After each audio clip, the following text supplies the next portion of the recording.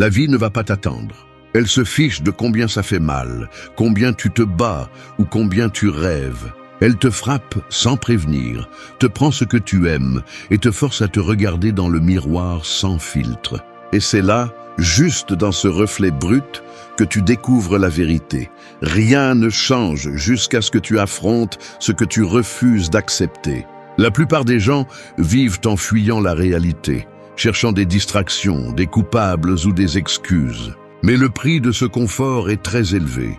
La confusion, la faiblesse et la dépendance. La véritable liberté ne naît pas lorsque tout s'améliore, mais lorsque tu apprends à rester ferme, même lorsque tout s'effondre. Ce n'est pas un message pour ceux qui cherchent du réconfort, mais pour ceux qui sont prêts à se réveiller. Parce qu'accepter la vie telle qu'elle est, sans fioritures, sans fantasmes, sans auto-tromperie, est la première étape pour la maîtriser. Le stoïcisme enseigne exactement cela. Regarder la douleur en face, garder le contrôle au milieu du chaos et ne pas supplier pour ce que tu peux créer par toi-même. Marc Aurèle a écrit « Si quelque chose d'extérieur te dérange, ce n'est pas cela qui te perturbe, mais ton jugement à ce sujet. » Cette phrase n'est pas de la philosophie ancienne, c'est de la survie moderne. Maîtriser ton esprit n'est pas une option, c'est une obligation si tu ne veux pas être victime du monde. Alors, reste jusqu'à la fin, car cette vidéo n'est pas faite pour te divertir, mais pour te réveiller. Tu vas entendre des vérités qui dérangent, mais qui te libèrent. Des vérités qui te montreront que seul celui qui affronte la dureté de la vie réussit à vivre avec force, clarté et but. 1. Maîtrise tes émotions avant d'agir. Le feu ne détruit pas parce qu'il existe, il détruit quand il n'est pas contrôlé. Il en va de même pour tes émotions. Elles ne sont pas l'ennemi, mais lorsque tu les laisses te gouverner, elles balayent ta raison, ton équilibre et ta dignité. La plupart des gens réagissent instantanément, sans réfléchir, esclaves d'un élan qu'ils regrettent par la suite. Ils crient, attaquent, se noient dans la colère ou la tristesse, puis blâment le monde. Mais la vérité est plus simple et plus dure. Tu ne contrôles rien en dehors de toi, si tu ne contrôles pas d'abord ce qui se passe à l'intérieur. Le stoïcisme enseignait que le véritable pouvoir n'est pas de dominer les autres, mais de se dominer soi-même. Marc Aurèle a écrit que le bonheur de ta vie dépend de la qualité de tes pensées. Lorsque tu perds le contrôle, tu livres ton esprit à l'extérieur, aux provocations, à l'opinion des autres. L'émotion non maîtrisée devient un tyran interne. Elle te fait agir contre ton propre bien-être, dire ce que tu ne voulais pas, décider ce que tu regrettes par la suite. Tu ne peux pas construire une vie solide sur des fondations aussi instables. Contrôler tes émotions ne signifie pas les réprimer, cela signifie les diriger. La colère peut se transformer en concentration, la tristesse en réflexion, la peur en préparation. Le contrôle émotionnel n'est pas de la froideur, c'est de la force. C'est savoir que le chaos extérieur n'a pas de pouvoir sur toi à moins que tu ne le lui donnes. Épictète disait « Ce n'est pas ce qui nous arrive, mais comment nous réagissons qui nous fait du mal. » C'est la base de la liberté mentale. En pratique, maîtriser tes émotions se démontre au quotidien. Quand quelqu'un te provoque et tu choisis de ne pas répondre avec le même venin. Quand la frustration arrive, et au lieu de te rendre, tu fais une pause, tu respires et tu réfléchis. Quand tu ne permets pas à une mauvaise journée de détruire ta discipline ou ton focus. Chaque moment est un entraînement pour l'esprit. Et si tu ne le fais pas, la vie le fera pour toi, à coup dur. N'attends pas de te sentir calme pour agir calmement. Le calme n'arrive pas en premier, il se construit au milieu du bruit. Te contrôler quand tout est en paix n'a pas de mérite. Ce qui est précieux, c'est de maintenir le contrôle quand tout brûle. L'esprit fort ne naît pas de la facilité, mais des épreuves qu'il affronte sans se briser. Maîtriser tes émotions est la base de tout le reste. Si tu ne peux pas te gouverner, n'importe quelle personne, circonstance ou impulsion peut le faire pour toi. Il n'y a pas de liberté là où les émotions commandent. Mais quand tu apprends à t'arrêter avant de réagir, à répondre avec raison et non avec impulsion, tu récupères le pouvoir. Et ce pouvoir ne se crie pas, il se remarque. C'est le silence ferme de celui qui ne se laisse plus entraîner par rien ni personne. C'est le début de la véritable force. 2. Accepte que tout le monde cherche son propre bénéfice. Sur un échiquier, chaque pièce se déplace pour protéger son propre roi. Personne n'agit sans but et personne ne se sacrifie sans raison. La vie n'est pas très différente. Chaque personne que tu rencontres, même les plus aimables, poursuit quelque chose. Sécurité, reconnaissance, pouvoir, affection ou contrôle. Cela peut sembler froid, mais le comprendre te libère. Quand tu acceptes que tout le monde, d'une manière ou d'une autre, agit par commodité, tu arrêtes d'attendre de la pureté dans un monde fait d'intérêts. Les gens ne sont pas mauvais parce qu'ils veulent quelque chose en retour. Ils sont simplement humains. Ce qui te détruit n'est pas leur égoïsme, mais ton naïveté à l'ignorer. Tu attends que les autres donnent ce que tu donnes, qu'ils ressentent ce que tu ressens, qu'ils agissent avec la même loyauté que tu offres. Mais cette attente est un piège. Personne ne pense avec ton esprit, ni ne ressent avec ton cœur. Pendant que tu idéalises, les autres calculent.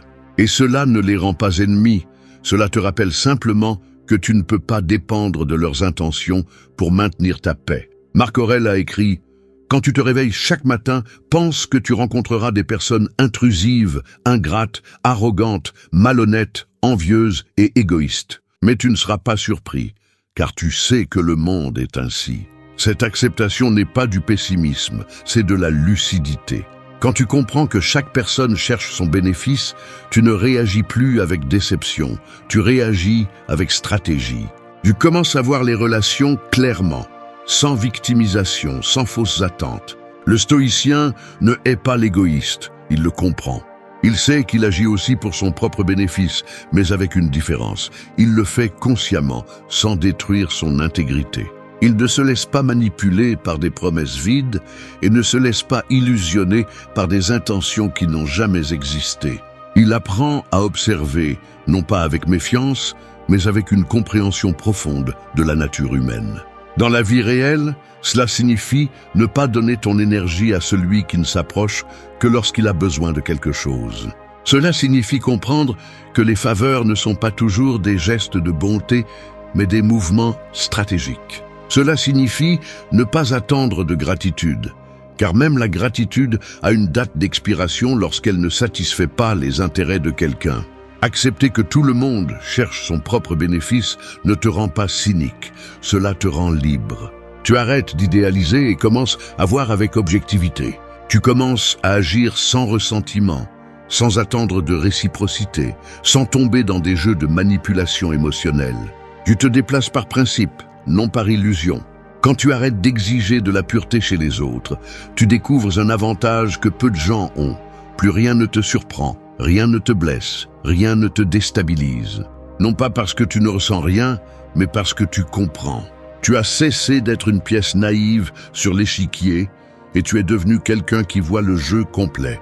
Dans un monde où tout le monde cherche à gagner, ta plus grande victoire est de ne pas te perdre toi-même. 3. Sois brutalement honnête avec toi-même. Le mensonge le plus dangereux n'est pas celui que les autres te disent, c'est celui que tu te répètes chaque jour pour ne pas affronter la vérité.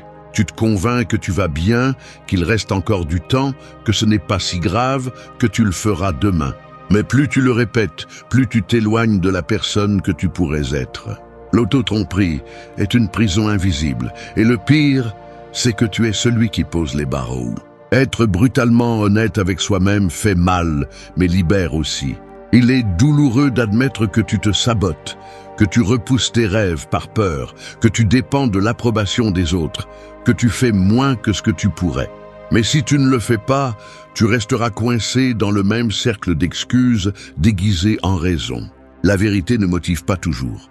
Parfois, elle détruit le faux pour faire place au réel. Les stoïciens comprenaient que le premier pas vers la vertu était la conscience de soi. Épictète enseignait que personne ne peut corriger ce qu'il ne reconnaît pas. Si tu n'oses pas regarder tes défauts en face, tu seras leur esclave. Et si tu ne prends pas ta part de responsabilité, tu blâmeras le destin, l'environnement ou les gens pour tout ce qui te manque. La vérité ne te détruit pas, elle te reconstruit. Regarde-toi sans filtre. Demande-toi froidement. Vis-tu comme tu dis vouloir vivre, ou ne fais-tu que le dire? Fais-tu vraiment des efforts, ou fais-tu simplement semblant? Es-tu discipliné, ou te justifies-tu chaque fois que tu échoues? L'honnêteté brutale est un miroir inconfortable mais nécessaire. Il te montre ce que tu nies et ce n'est qu'en le voyant que tu peux le changer. Être honnête avec toi-même ne signifie pas te punir, mais te réveiller. Cela signifie arrêter de protéger ton ego et commencer à protéger ta croissance. Cela signifie reconnaître que beaucoup de tes blessures ne sont pas seulement la faute des autres, mais aussi de tes décisions. Que le temps que tu as perdu, c'est toi qui l'as perdu. Que le respect que tu ne reçois pas, c'est celui que tu ne te donnes pas. En pratique, l'honnêteté intérieure se démontre par tes actes. Quand tu reconnais que tu agis par peur et décides de le faire quand même. Quand tu admets que quelque chose ne fonctionne pas et que tu agis au lieu de prétendre que tout va bien. Quand tu acceptes que tu n'es pas où tu veux être, mais que tu t'engages à le changer. Marc Aurèle a écrit « Arrête de te mentir ». Tu n'as pas le temps de te disputer avec toi-même sur ce que tu sais que tu dois faire. Chaque jour où tu repousses la vérité, tu nourris la médiocrité. Chaque jour où tu choisis de l'affronter, tu renforces ton caractère. L'honnêteté envers toi-même ne te rend pas plus dur, elle te rend plus réel. Et seul celui qui ose se voir sans masque peut vraiment changer. Parce que le mensonge te maintient à l'aise, mais la vérité te rend libre. Et la liberté, même si elle fait mal, vaut toujours plus que l'illusion. 4. Arrête de chercher l'approbation externe. Si tu vivais en attendant les applaudissements, tu serais comme un acteur qui ne descend jamais de la scène, interprétant un rôle différent chaque jour pour plaire au public. Mais ce que tu ne vois pas, c'est que plus tu joues, moins tu te reconnais. Tu cherches l'acceptation, la validation, la reconnaissance. Et sans t'en rendre compte, tu deviens ce que les autres veulent, pas qui tu es vraiment. L'approbation est une drogue subtile. Au début, elle te soulève, mais avec le temps, elle te vide. Le besoin d'approbation naît de la peur de ne pas être suffisant. C'est une forme d'esclavage moderne, déguisée en acceptation sociale. Tu veux qu'on te voie, qu'on t'applaudisse, qu'on te comprenne. Mais pendant que tu poursuis cela, tu t'oublies. La liberté mentale commence lorsque tu cesses d'ajuster ta valeur en fonction du regard des autres. Épictète disait que si tu veux être invincible, ne place pas ton bonheur dans quelque chose qui ne dépend pas de toi. Et l'opinion des autres ne dépendra jamais de toi. Le problème est que nous vivons à une époque où tout est conçu pour nourrir l'ego et détruire l'authenticité. Tu publies quelque chose et tu attends l'approbation. Tu réussis quelque chose et tu cherches la validation. Tu échoues et tu crains le jugement. Tu te compares à des vies qui n'existent que sur des écrans. Mais ce que tu ne vois pas, c'est que ce besoin constant d'approbation te vole ton pouvoir, ton focus et ton authenticité. Cesser de chercher l'approbation ne signifie pas devenir arrogant, mais indépendant. Cela signifie agir selon tes valeurs, pas selon tes peurs. Cela signifie comprendre que le véritable respect ne se mendie pas, il se gagne en étant cohérent. Cela signifie reconnaître que les gens parleront toujours et que la plupart jugent à partir de leur propre frustration. Marc Aurèle a écrit « Fais ce qui est juste, pas ce que la foule te loue ». C'est la différence entre celui qui vit libre et celui qui vit lié. En pratique, cela se démontre lorsque tu dis ce que tu penses sans craindre la critique. Lorsque tu restes ferme dans tes décisions, même si les autres ne les comprennent pas. Lorsque tu n'as pas besoin de montrer tes réussites pour te sentir précieux. L'approbation externe cesse d'être nécessaire lorsque tu as déjà ta propre validation interne. Et cela ne s'achète pas et ne se feint pas. Cela se construit avec discipline, introspection et cohérence. Le jour où tu cesseras de chercher l'acceptation de tous, tu ressentiras un type de paix que peu de gens connaissent. Tu n'auras plus à prouver quoi que ce soit, ni à te défendre, ni à te justifier. Les gens te respecteront davantage, non pas parce que tu t'efforces de leur plaire, mais parce qu'ils verront en toi quelque chose qui est rare, l'authenticité. Vivre en cherchant l'approbation est une forme lente d'autodestruction. Mais vivre fidèle à soi-même, même si cela dérange, est une déclaration de pouvoir. Parce que celui qui s'approuve lui-même n'a plus besoin d'applaudissements pour se sentir complet. Et lorsque tu arrives à ce point, le silence des autres cesse de faire mal parce que ta propre voix te suffit enfin. 5. Détecte les véritables intentions. Les gens disent rarement ce qu'ils pensent vraiment et presque jamais ce qu'ils veulent vraiment. La plupart parlent pour persuader, non pour communiquer. Ils sourient, mais observent, flattent, mais analysent, s'approchent, mais avec un but caché. Nous vivons entourés de masques, et celui qui n'apprend pas à regarder au-delà des mots finit par être manipulé sans s'en rendre compte. Voir les véritables intentions ne nécessite pas de méfiance, mais de la conscience. Dans la vie, les intentions se révèlent plus rapidement avec le temps qu'avec les promesses. Un ami qui ne te cherche que lorsqu'il a besoin de quelque chose. Un collègue qui se réjouit plus de tes échecs que de tes victoires. Une personne qui offre de l'aide, mais qui te la fait payer émotionnellement par la suite. Chaque action a un motif, et bien que beaucoup essayent de le déguiser, il se filtre toujours dans les petits gestes. Épictète disait que le sage ne juge pas par les apparences, mais par la constance. Les mots peuvent mentir, mais pas le comportement. Il ne s'agit pas de devenir froid ou paranoïaque, mais d'ouvrir les yeux. Le monde n'est pas plein de mauvaises personnes, mais de personnes motivées par leurs intérêts. Et cela inclut tout le monde, y compris toi. La différence réside dans le fait d'agir avec une intention consciente et non avec manipulation. Savoir détecter les véritables intentions des autres te permet de protéger ton énergie, ton temps et ta paix. Le stoïcien ne se laisse pas emporter par le charme ou l'émotion du moment. Il observe calmement, écoute attentivement et analyse sans précipitation. En pratique, cela signifie ne pas faire confiance aveuglément à celui qui te flatte trop, ni mépriser celui qui te dit la vérité sans fioriture. Parfois, la sincérité semble dure, mais elle vient du respect. Et souvent, la douceur n'est qu'une stratégie pour obtenir quelque chose. Le sage distingue celui qui te défie pour t'aider à grandir et celui qui te soutient seulement tant que cela lui convient. Marc Aurèle disait que connaître les véritables motivations des hommes, c'est comprendre le monde, car la nature humaine ne change pas. Apprends à lire les silences plus que les mots. Observe comment quelqu'un agit quand il n'a besoin de rien de toi. Regarde comment il se comporte quand il n'y a pas de public, quand il n'y a aucun avantage, quand il n'a rien à gagner. Là se trouve la vérité. Les intentions se reflètent dans les détails, dans le ton, dans la cohérence, dans la constance. Et si tu fais attention, le temps se charge de confirmer ce que ton intuition soupçonnait déjà.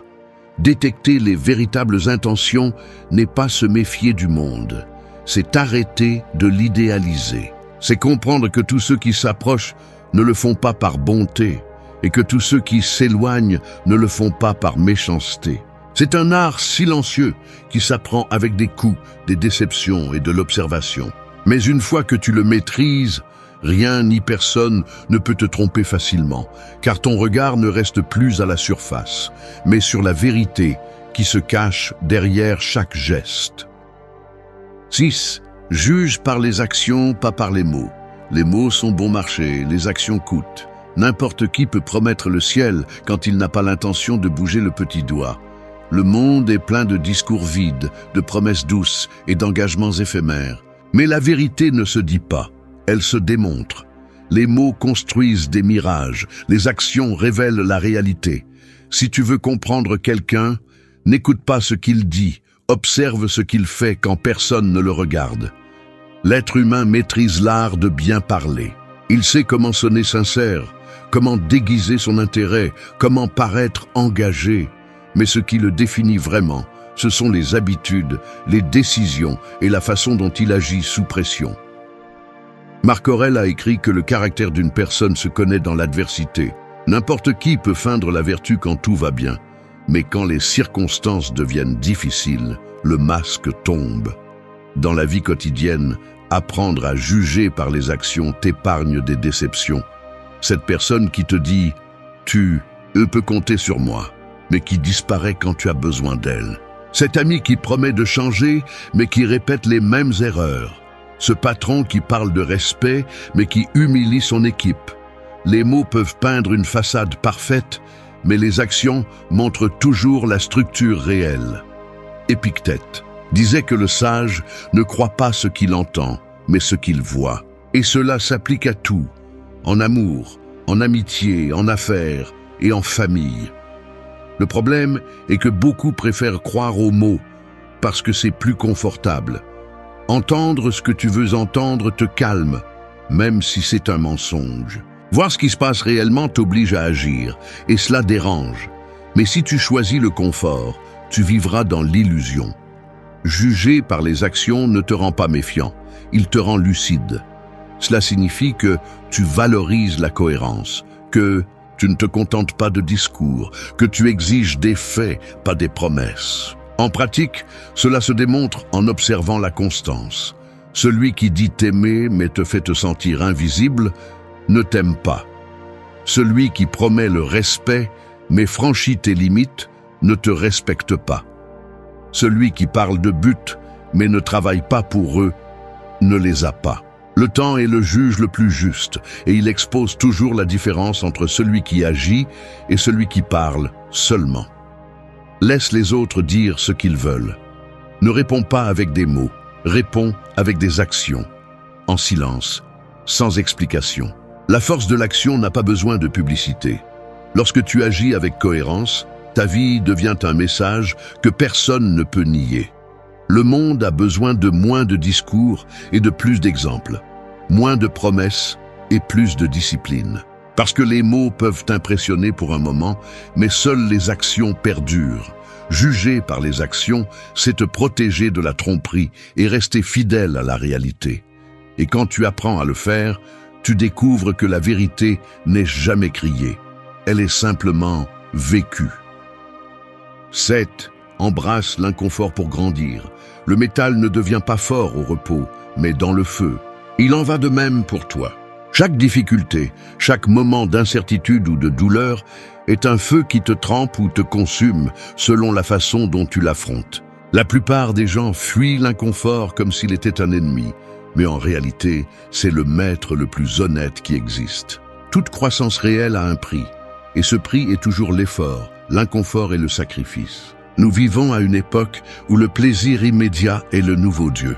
Nous voulons des résultats sans effort, du calme sans discipline, du succès sans douleur. Mais la vie ne négocie pas avec le confort. Si tu ne choisis pas ton inconfort, il te choisit.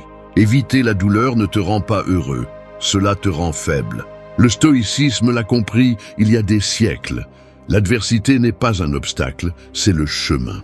Marc Aurèle a écrit que ce qui se met en travers de la route devient la route. C'est l'essence de la force mentale. Embrasser l'inconfort ne signifie pas chercher la souffrance. Cela signifie accepter que rien de précieux ne s'obtient sans passer par le processus difficile. C'est te lever quand tu n'as pas envie, continuer quand tout semble inutile, rester ferme quand la peur te murmure de renoncer. C'est regarder la difficulté et dire « cela m'appartient aussi ». Parce que chaque fois que tu choisis le chemin inconfortable, tu brises une couche de faiblesse qui te dominait auparavant. En pratique, cela se démontre au quotidien. Quand tu décides de te lever plus tôt pour construire une meilleure version de toi-même. Quand tu choisis de dire non à la facilité et oui à ce qui est juste. Quand tu affrontes une conversation difficile au lieu de l'éviter. Quand tu oses commencer quelque chose de nouveau, même si tu n'as pas la garantie du succès. L'inconfort ne détruit pas, il polit. Le feu qui brûle illumine aussi. Épictète enseignait qu'aucun grand caractère ne se forme dans le confort. Si tu ne te mets pas au défi, tu stagnes. Si tout ce que tu fais est ce que tu maîtrises déjà, tu ne sauras jamais de quoi tu es vraiment capable. L'inconfort te sort du pilote automatique. Il te force à grandir, à développer de la résistance, à devenir quelqu'un de plus sage. Chaque obstacle est une opportunité de te prouver que tu peux supporter plus que tu ne le pensais. Embrasse l'inconfort comme un entraînement de l'âme. Ne fuis pas l'échec, apprends de lui. Ne crains pas le rejet, laisse-le te renforcer. N'évite pas les jours difficiles, car ce sont eux qui te transforment. Le confort te maintient tel que tu es. L'inconfort te transforme en quelqu'un de nouveau.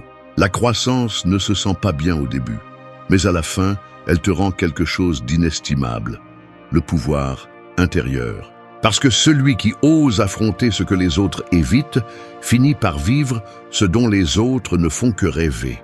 L'inconfort n'est pas ton ennemi, c'est le prix que tu paies pour être libre.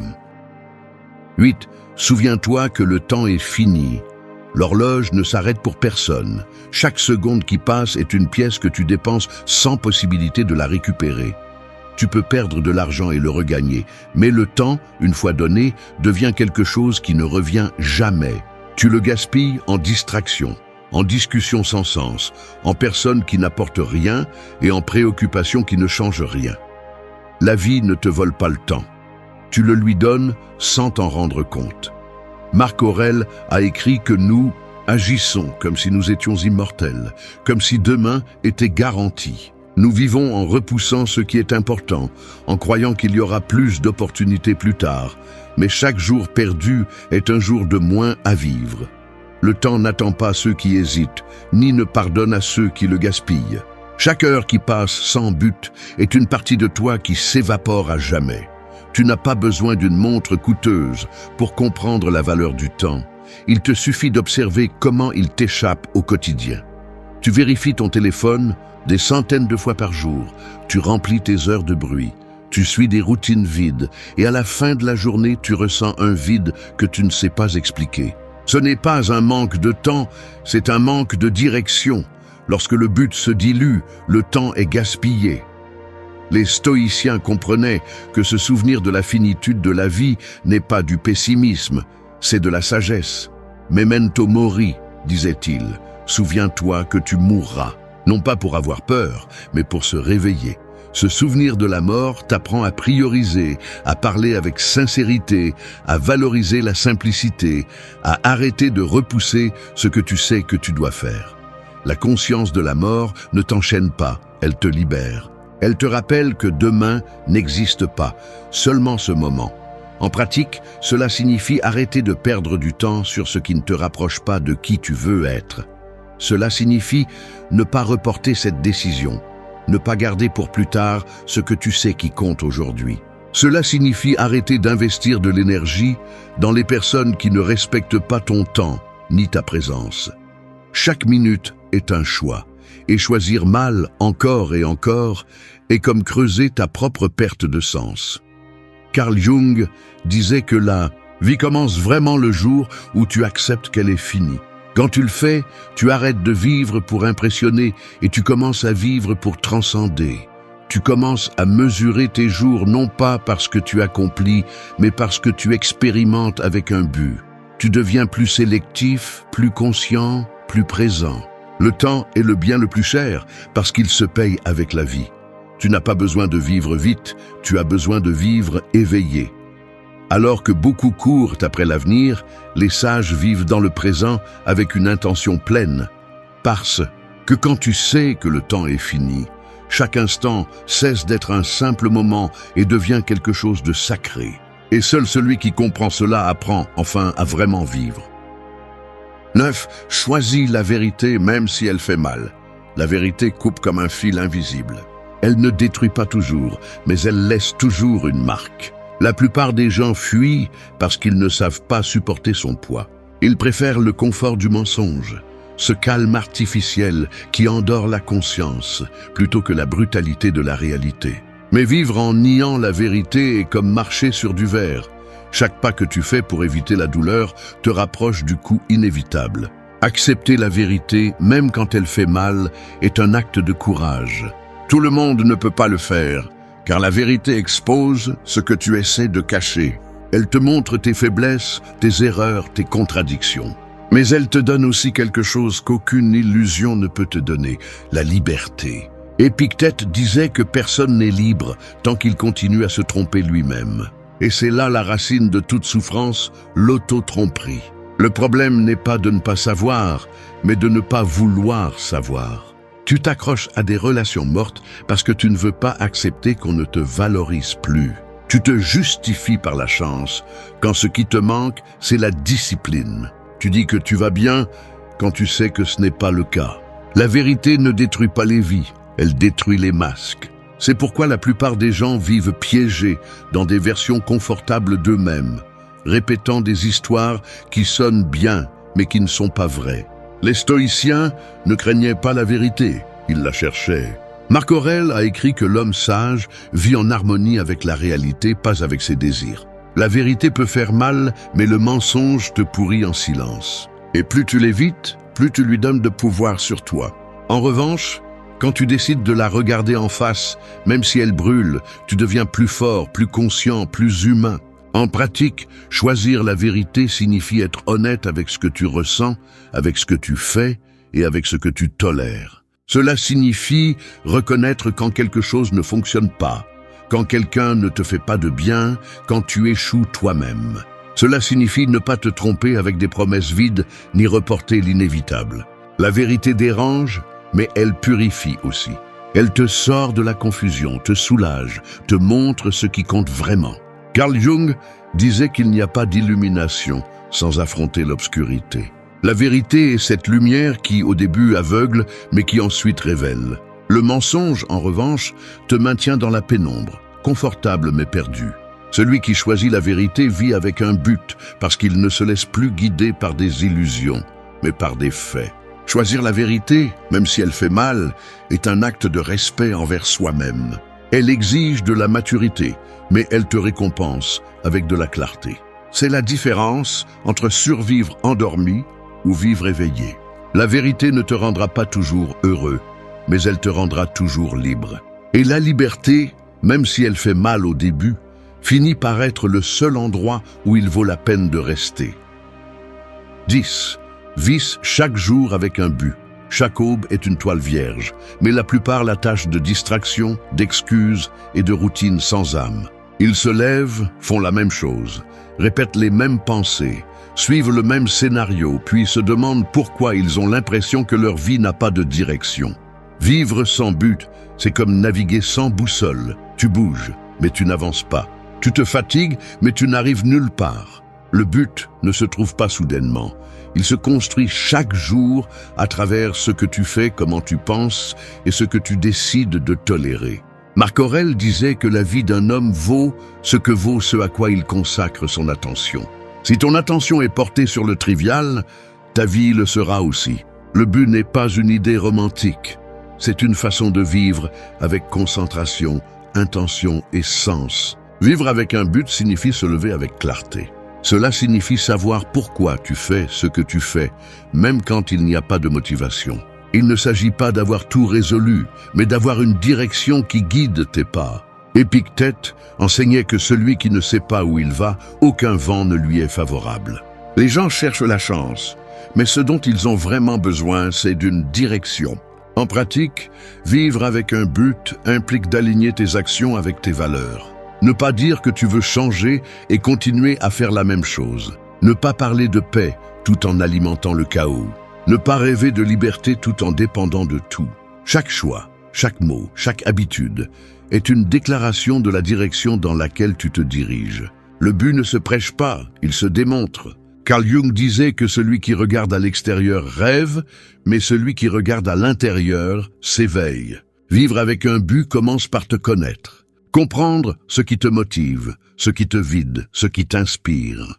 Je ne peux pas vivre avec un but si tu ne sais pas qui tu es. Et tu ne peux pas le découvrir si tu passes ta vie à courir après ce que les autres veulent de toi. L'introspection est le premier pas vers la direction. Quand tu vis avec un but, tu arrêtes de perdre du temps sur ce qui est sans importance. Tu arrêtes de chercher l'approbation, tu arrêtes de concourir, tu arrêtes de réagir à tout. Tu commences à choisir tes batailles, tes mots et tes pensées. Tout ne mérite pas ton énergie, tout ne nécessite pas une réponse. Le but filtre le bruit et te rend la tranquillité. Vivre avec un but, ce n'est pas tout faire parfaitement, c'est tout faire consciemment. C'est comprendre que chaque jour compte, que chaque action ajoute ou soustrait, que chaque décision te rapproche ou t'éloigne de la vie que tu dis vouloir. Le but ne se mesure pas par ce que tu accomplis, mais par la cohérence entre ce que tu penses, dis et fais. Parce que quand tu sais pourquoi tu vis, aucun obstacle ne t'arrête. Et chaque jour cesse d'être une routine pour devenir une opportunité de signification. Merci d'être resté jusqu'à la fin de la vidéo. Si vous avez tout vu, commentez « Je suis stoïcien » comme notre signe secret, indiquant que vous êtes un véritable apprenant du stoïcisme. N'oubliez pas de vous abonner et de liker la vidéo si elle vous a plu. Rendez-vous dans la prochaine vidéo et rappelez-vous, continuez à cultiver votre esprit stoïque.